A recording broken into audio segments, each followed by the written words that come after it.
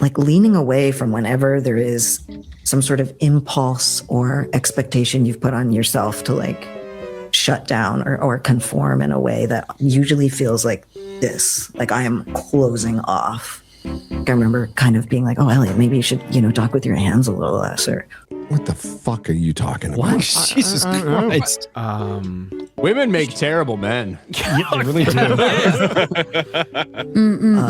maybe Nerderotic.com. But let's talk about what will be the biggest cultural punching bag of this entire year. I thought it was going to be Harry Potter. It will be the Odyssey. It will be the Odyssey. The Odyssey, that shit is not going away. Metatron himself is, I think he's made his 100th video already about it. I hope he makes 100. Good for him. How Ludwig Göransson, the composer of The Mandalorian, by the way, found ancient Greek instruments for the Odyssey and then put them through a synthesizer. Yeah. Which apparently they had back then. There is a video of what we got a popcorn bucket is. Oh, the popcorn bucket. Here we go. What do you guys think about this popcorn bucket? I was hoping that was like a craze that's going chocolate on? bar thing. Oh no, I'm so over the popcorn bucket. I think it's kind of grab. No. It's very smart. I mean, think about it. We used to go see movies, and then we would go to Toys R Us or the toy stores to get toys. Those are gone now, but there's still that impulse buy of going to the movies, and that's what this is. It fits the niche. It just makes you think like, oh man, if they had toys in movie theaters years ago, the movie theaters would have cleaned up, but they didn't think that far ahead. That's what the popcorn bucket is. Fuck the popcorn bucket. It's Get the toys specifically for kidults. Yeah. It should at least be able to store a decent amount of popcorn. Exactly. They don't even hold popcorn well. This is on the bottom of the horse. They're really expensive, and they're kind of garbage. Yeah, I don't think this one's designed very well. Like I like the idea. I get it. Like, they're sneaky. Yeah. It's at the bottom. They fall out when they get inside the I like our walls of the idea thing. better. Just a big, giant Chris Nolan head. Yeah. Honestly, I would sell better. It would. Well, you would buy it. I mean, that's the fact. Buy it. He'll have sex with it. Yeah. It jumped the shark in the first one with the Dune popcorn bucket. That was the first. It was the best. We're done. Project Hail Mary one's pretty good. The Rocky one's good. I'm trying to think if I have any of these popcorn buckets. I don't know if I have. Dude, the Galactus one is good. The Batman one is the best. It's the Bat Signal. I've got that downstairs. Yeah, that one was hard to get. I don't think There was a cool alien one with the face on the side. But that one is already a bucket shape. It makes sense. Well, the Yoshi that was the Yoshi giant bucket egg. that was hard to Yeah, get. People were I don't have scalping that the one either, absolute yeah. shit out of it. Mm-hmm. They were going That's for a what's lot. honestly I got to see if I can find. Oh, a they're photo. scalping Odyssey tickets now. They're I know. Cosmic Book News reported that they're going for $10,000. I don't That was see an any entire evidence of row. That was an Yeah. entire row. That was on eBay, and it was asking price. They weren't Not getting sold that. price. Yeah. Yeah, it's like a couple $100. You can get Yeah. a couple $100 for the tickets. They're Most all of them. sold out in Orlando for the IMAX screens anyway. For like say Friday and Saturday. The good seats are. The ones that are very, very, very front where you break your neck, those are still available. So Didn't I see Tom Cruise holding a Steven Spielberg popcorn head? that was with him. He was with a couple other actors, right? There was some type of Colin Steven Farrell Spielberg and thing. somebody else. Yeah. Yeah. I didn't realize that was a what the fuck. I don't know if that's a popcorn bucket or not. I just assumed it was. It's like a statue, Well, probably. It's supposed to be. It's supposed to be a popcorn bucket, but it's like just for them. Like you can't get those anywhere. I love Colin Farrell and Tom Cruise in Minority Report. Yeah. I didn't even know it was going to be a sci-fi thing. I just thought it was about black people, but like it turned out to be like one of my favorite movies of that era. Turns out you can Hey, guess that Dick they're going to story. cause a crime, and it's right. Arrest them before they do it. I wonder how they reacted to watching this shit movie, and like privately, and they're like, "Yeah, the old man's lost it. We got to go tell him he's great." You did a really good job, Grandpa. Thanks for hiring us. Give 20 me your years car ago. keys. We got Elliot. Elliot Page. Ellen, you're a woman. Let's hear her thoughts on masculinity. Okay, this is the most female-coded thing. I You need to become a turn it man, supposedly, right? And then you Allegedly. start saying, "Oh, well, this is what masculinity is." Okay, let me explain. to Well, you. not even but is. Start It's to nagging me immediately. It's the same as my truth. It's still feminine coded because it's personal based rather than just, no, obviously masculinity is this objectively. The toxic masculinity that she was calling out when she was a she. Healthy masculinity to me is, or even just something I've felt as transitioning is like leaning away from whenever there is some sort of impulse or expectation you've put on yourself to like shut down or conform in a way that usually feels like this, like I am closing off. I remember kind of being like, oh, Elliot, maybe you should, talk with your hands a little less, or what the fuck are you talking about? Jesus Christ. Women make terrible men. Yeah, they really do. maybe Yes. Truth, sweetheart. Yes. This freak has no idea how to react to the other freak. She has no idea how to respond to this shit. Drop some beats. ever since transitioning, I'm like, Johnny, I am smiling. I am smiling in those photos.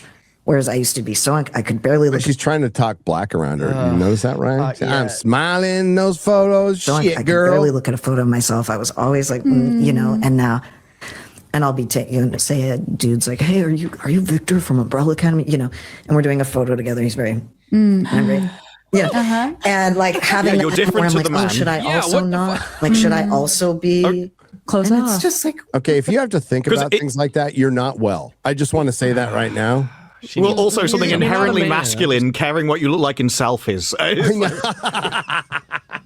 Oh boy. So, okay, let me get this straight. You're now a man, but you reject everything that you think men are intentionally. What the fuck is going on up there? Somebody, you need help. And let me bring this up since we're going to be clipped. Hello, Twitter. Hello. You can come up with 1,000 reasons why it was a mistake to hire this freak, okay? But we can point it to previous projects that this freak has been a part of. And I've talked about this already. The Umbrella Academy.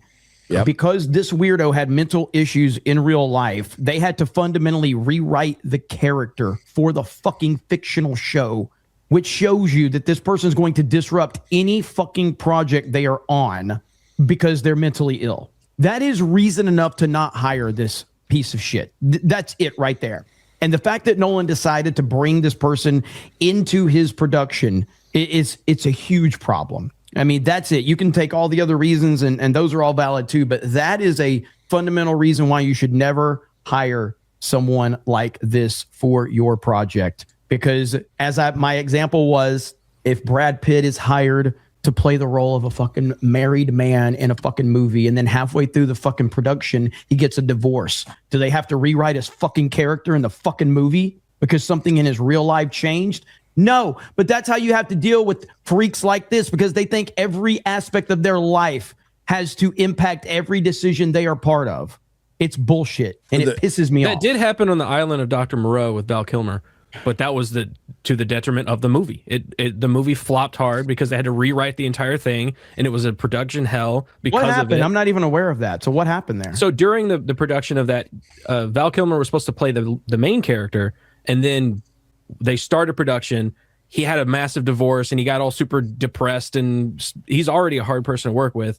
So then he was like, make me this other character. And then they redid the entire production, and it was already a hell thing. And it was so people that cause problems like this, don't hire them. They're bad. Don't hire. Although I love Val Kilmer. Hey, we do love Val Kilmer. A leaked message it's from not the a good showrunner business of plan. Umbrella Academy. He did say she fucked our TV show. Yeah. Recast. I don't often have too much sympathy for like normal everyday people, whatever. But in this case, I kind of do. Not for Ellen Page, but for anybody who ever jerked off to Ellen Page. And now you just like have to constantly be reminded of this whenever this freak pops up. I do have some sympathy for you. So what about Joseph Gordon-Levitt, who actually kissed her in Inception? Well, she was a woman then. She's a woman now. So bottom line is nobody's hiring Elliot Page based on her acting skills. on its acting skills. I don't care. I'm just going to say what I said. Its acting skills. It's an act of defiance. Nolan did this to reinforce the message in Hollywood. That's 100% why he did it. I'm gonna go one step further. His wife made him do it. You're excusing him. No, I'm not. His wife is a fucking major producer on every fucking movie. He made the decision. He goes to Pink Pussy Hat marches with her. He made the decision. That's his still his agency. choice. Okay, you're taking away his agency. Yeah, there it is. What Jeremy's saying is like he's not saying he's letting him off the hook. He's saying he's a cuck and a bitch Yes. for letting his wife do this. It's to him. 100% No, Emma Thomas, who's she's not just, she is heavily involved in these fucking movies. She's part of every aspect of the like Zack casting Snyder's wife. decisions, all of it. 100%. Shout out to her. I know she's a big fan of me. Oh, but yeah. She loves geeks and gamers. She loves geeks and gamers. But so I 100% believe that is part of this. There's no other logical reason why this motherfucker would hire her. So Mr. In control of entire Hollywood ain't in control of his wife. Yeah. I think there's part of it that could just be in the same way that there's some other people that he's worked with before that are part of this project. He's worked with her before and they know each other. And that's why, and maybe he doesn't care about the trans thing. I don't know why you wouldn't, but maybe he doesn't. Maybe that's part of it. But I think that's a problem too, just continuing to hire the same people. And it's one thing when it's Robert Pattinson, who's a really fucking good actor. It's another thing when it's somebody that's a massive distraction. There's no reason for them to be in this movie. It's kind of like James Gunn, right? When you see, we criticize James Gunn for recasting the same people all the fucking time. And it's just another thing on top of the pile of red flags that we've already seen from this movie and other problems with just the source material being disrespected. So The brick in the wall. trailer certainly looks like they're gonna, and I could be completely wrong about this, but it certainly looks like it's gonna focus on what's going on at home, right? I mean, I've talked about it a lot. I don't think Ellen Page is going to be in this movie much. I don't think Black Helen of Detroit is going to be in this movie much. But they're going to be in it enough. And as the Harry Potter trailer has shown us, doesn't really matter how much they're in it. The moment that Black Snape shows up, you're getting ratioed because that trailer wasn't bad, but it had Black Snape in it and it got ratioed. So them being in it is going to be a huge distraction. I'm firmly confident this movie is still going to be very good overall with huge distractions with the casting.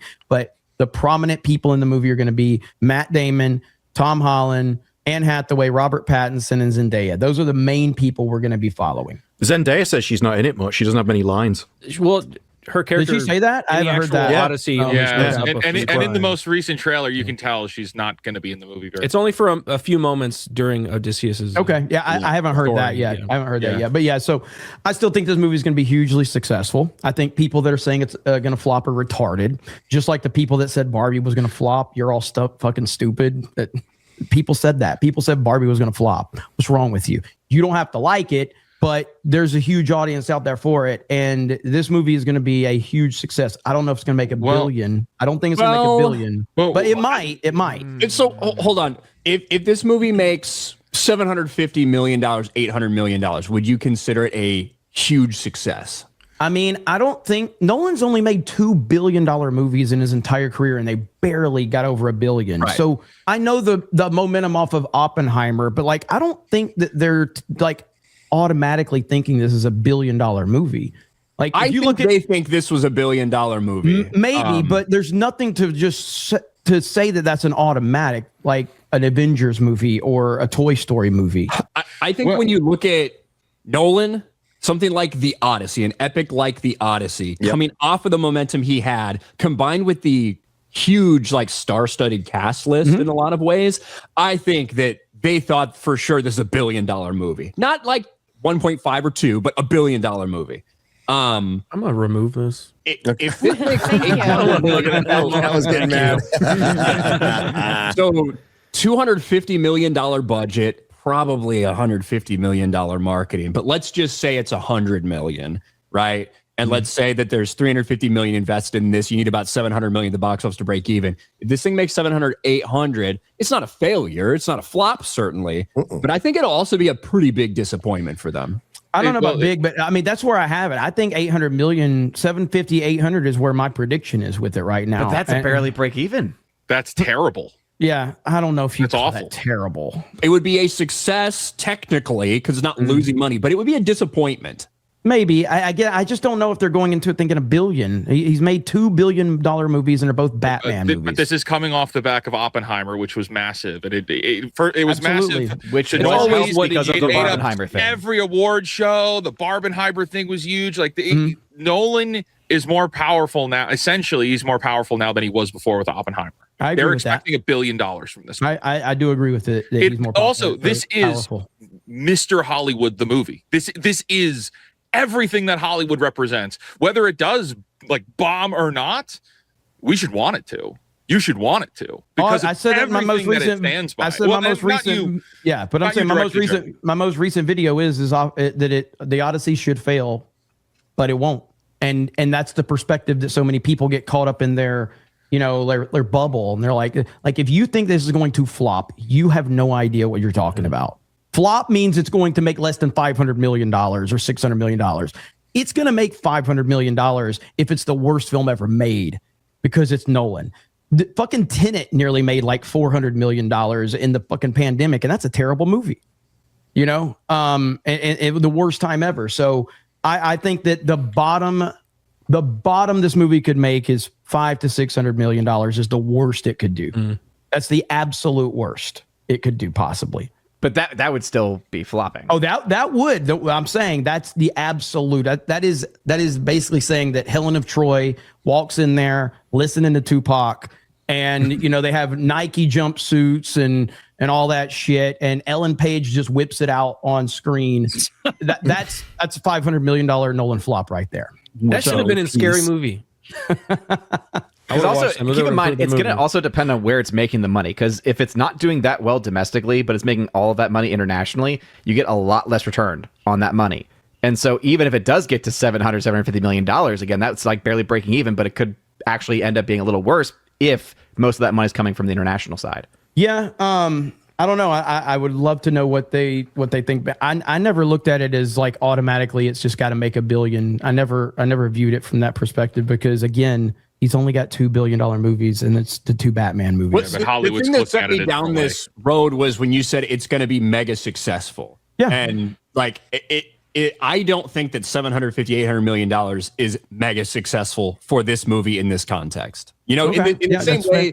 In the same way that like Doctor Strange Multiverse of Madness making $950 million isn't mega successful when you consider the money they spent for it, when you consider the production budget and all that, Yeah, but it's nowhere near a flop.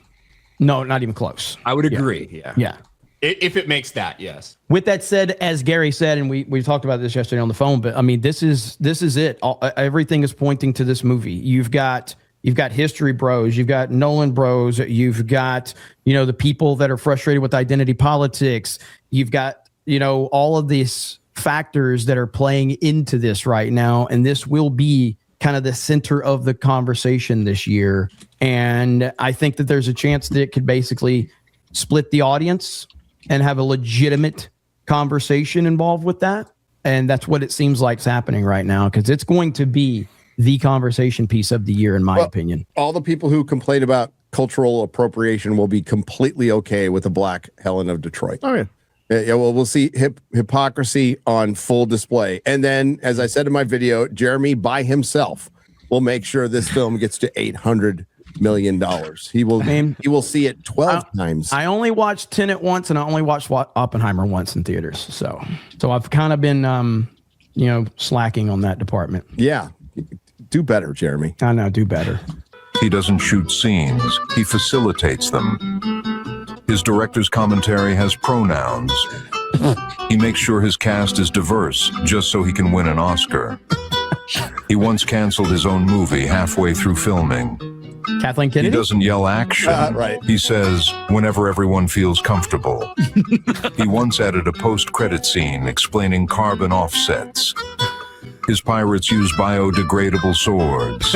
He once paused production because the boom mic operator felt unseen. He believes villains are just protagonists without affordable housing. He once gave a land acknowledgement before a car chase scene. He's never said cut. He says, let's lovingly conclude this moment. He doesn't use stunt doubles. He uses risk-diverse performers. He's casting Elliot Page as the next James Bond. No. He included everyone in his movies except himself because he's white. He tweets, believe all women, but was friends with Harvey Weinstein. He doesn't cast actors. He curates representation. He is the most woke director in the world. Wow. I don't always rewrite history, but when I do, I make sure to cast a gay, black, trans woman. Stay woke, my friend. Stay woke, my friends. Who ever thought Nolan would get caught up in this shit? Well. Hey, I've been saying it for years. I'm waiting for him. I've been saying I've been waiting for him to go trans himself. Because I'm waiting for everybody that I'm a fan of to disappoint me in current day entertainment. I'm just waiting for it. And so I said years ago, I was like, I'm just waiting for Nolan to go trans. I didn't think he would cast a trans as Achilles, which is even worse than him going trans at this point.